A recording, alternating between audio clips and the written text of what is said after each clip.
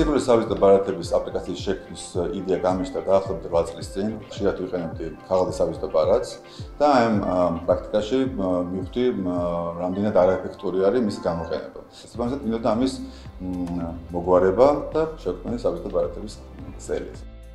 ძალიან ბევრი პლუსი აქვს ციფრულ სავიზიტო ბარათს, გარდა იმისა, რომ ეკოლოგიურად სუფთა არის და რაღაც გარემოზე ვფიქრობ, ავტომატურად განახლებადი არის ჩვენი სავიზიტო ბარათი, უფრო ბიუჯეტურიც არის, შეგვიძლია დაამზადოთ ნებისმიერ ენაზე, რაოდენობები არ არის შეზღუდული და შესაბამისად იმ ადამიანს გაუძლი იმ ენაზე, რომელიც ის საუბრობს და ძალიან მოსახერხებელი არის, ასე ვთქვათ.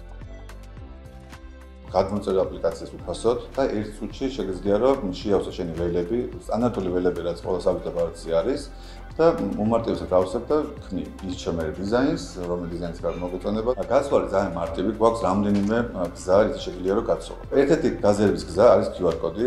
QR კოდს ვიყენებთ იმ შემთხვევაში, როდესაც მეორე ადამიანს არ აქვს აპლიკაცია გადმოწერილი. მეორე გზა არის web link-ი, რომელსაც გამოგზავნით და შესაძლებელია რომ გახსნათ ბრაუზერში, გადმოწეროთ. აპლიკაციაში გვაქვს აშენებული ძალიან საინტერესო და მნიშვნელოვანი ფუნქციონალი, რომელსაც ქვია ფილტრი.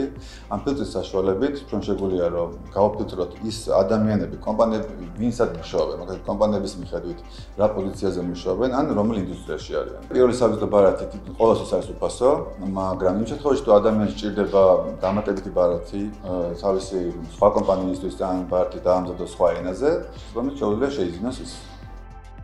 უკვე 170 ციფრული სავიზიტო ბარათია შექმნილი, აქედან 90 არის აქტიური და უკვე შევძველით რომ 3 კომპანია, დიდი კომპანიაც დაინტერესდა რომ მათ თანამშრომლებს დაუმზადონ და ჩაანაცვლონ თავიანთი ქაღალდის სავიზიტო ბარათები ციფრულ სავიზიტო ბარათად.